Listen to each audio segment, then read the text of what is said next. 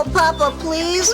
Please, pretty, please. Tell us about when you were little. Yeah. Tell us, did they have houses and cars and telephones? Oh, well, yes, there certainly was a time before I was born when those things didn't exist. There was nothing anywhere but big forests. And they were full of wild beasts like wolves and dragons. Oh, nice dragons. Well, I'll tell you. Here's a story in which they really are pretty nice. A long time ago, during the Middle Ages, a dragon family lived in the midst of a great forest. Dragatha the mother and Dragaric the daddy loved each other very much. Dragabilly and Dragabel, their two kids, spent their days exploring the endless forest and fooling around. They had never known anything but a peaceful and happy life. But local customs among the people living nearby decreed that every knight must slay a dragon to prove his valor. And there was no shortage of knights either. They had begun to harass Dragaric and even interrupt his meals. Not again! I can't believe these louts. I've roasted 18 of them already today, and here's another one looking for a fight. Why can't a fellow enjoy his sulfur omelet in peace? Dragatha, I can't take it anymore. Oh, go on. You'll finish him off in no time. I'll keep your breakfast warm. What'd Daddy say? What's allowed? Anyone who bothers Daddy. Now eat. Dragaric lumbered off to work in a very hot temper.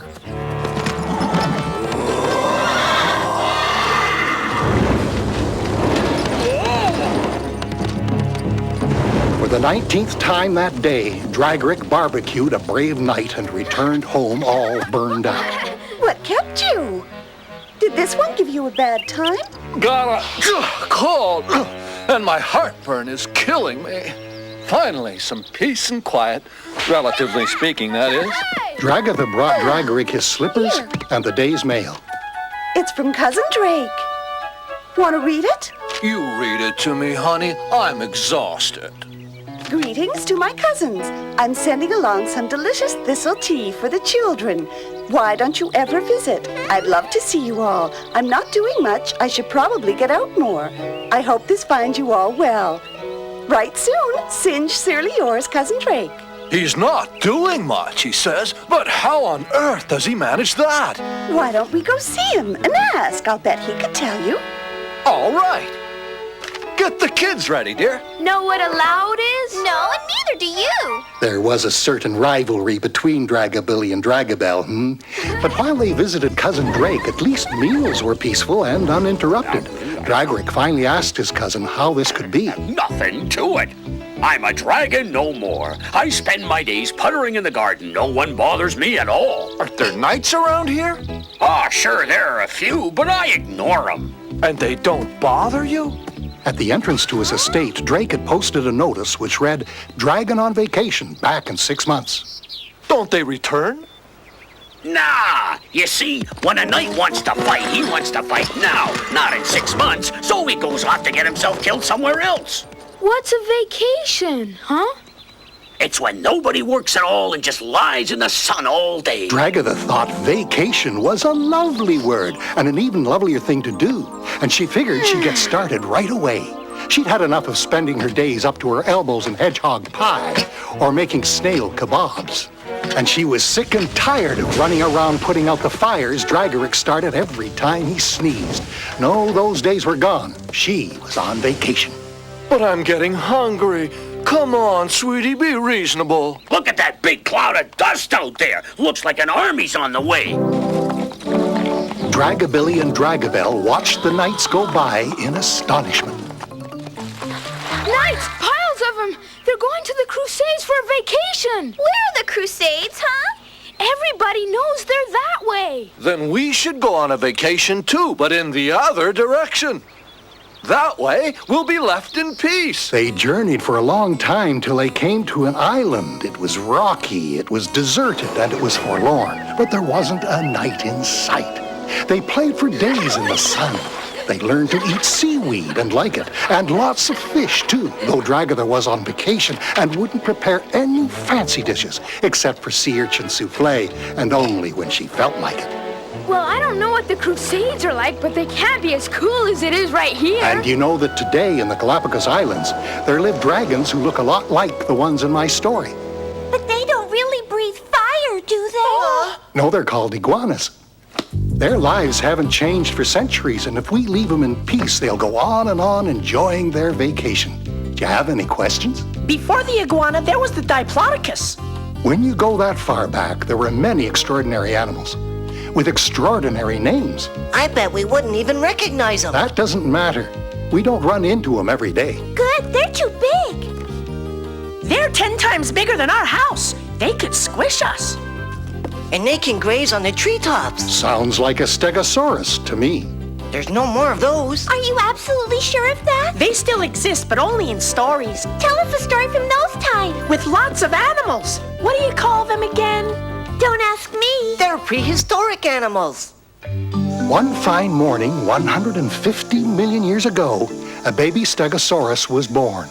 He was a weeny little thing. He only weighed 100 pounds. He was named Sonny. He had his mother's beautiful pink eyes and his dad's gorgeous green skin, but his back was strangely smooth. I don't get it, Harriet. The kid doesn't have spikes. When he was 15, Sonny began to walk on his own. At 18, he learned to run. At 20, he began to babble little words. He was advanced for his age, but still nothing grew on his back. His dad, Stan, and his mother, Harriet, were beginning to get worried, so they decided to go ask the advice of the great iguanodon, who lived far off in the land of lakes.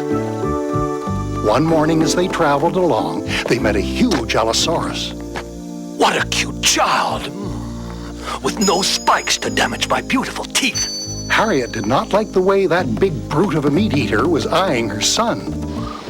3 months later, they came to the sea, where a cooperative plesiosaurus offered them a lift. Hey, I want to thank you again. No problem. But for the kid's back, I'd recommend mashed cactus. It works wonders. That very evening, Sonny gobbled up 100 pounds of mashed cactus, lovingly prepared by Harriet. He liked the bitter taste a lot, and the way the little needles tickled his throat.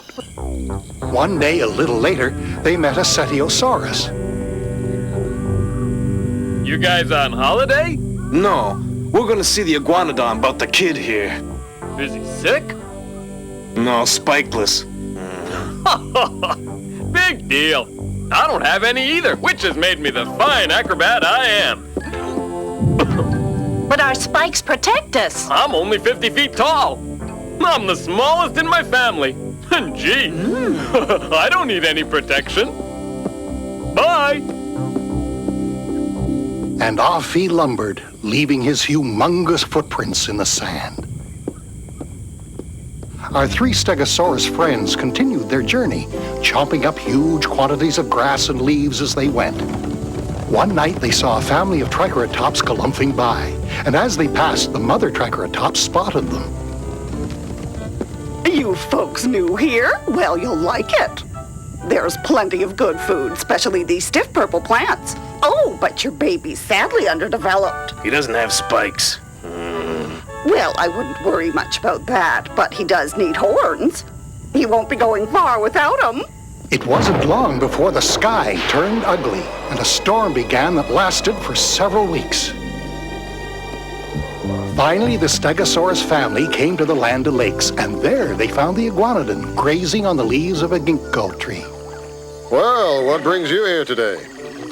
It's our son. He's utterly lacking in spikes. Well then, let's have a look at him. How much you weigh, son? Just under a ton. Looks healthy. Good green skin tone. What's he eat for breakfast? He's a picky eater in the morning. He'll have maybe 180 pounds or so of fern root, but I have to nag him like crazy. But for lunch, he'll have an acre or 2 of field grass. And for supper, maybe 30 bowls of mixed veggies with a cactus or 2 for dessert. Though he always wants dessert first. Hi. And, you folks are upset because he has no spikes yet? Good grief. Stegosaurus' spikes don't appear till a child's reached 50. Stan and Harriet felt awfully silly. They'd forgotten. They'd been kids so long ago. And besides, the Stegosaurus has a very small brain and a very short memory. Go home. Don't you worry about the little tyke any longer. He's just young, that's all. And so the Stegosaurus family began the long plod homeward. Stan and Harriet were so relieved that everything was all right that the journey home seemed much shorter and more fun than before. And as soon as they got home, Harriet and Stan examined Sonny, and what did they find but a whole row of tiny spikes starting to grow along his back. Sonny was finally grown up. His spikes were at last beginning to show. That night, they invited all their friends and neighbors to a big 50th birthday bash for Sonny. None of those animals exist today? No, they've completely disappeared. You'll find them only inside books. And in museums, they have big skeletons. That scientists found underground. Well, you know a thing or two. I'm so glad to see that this interests you. Can we go to the museum?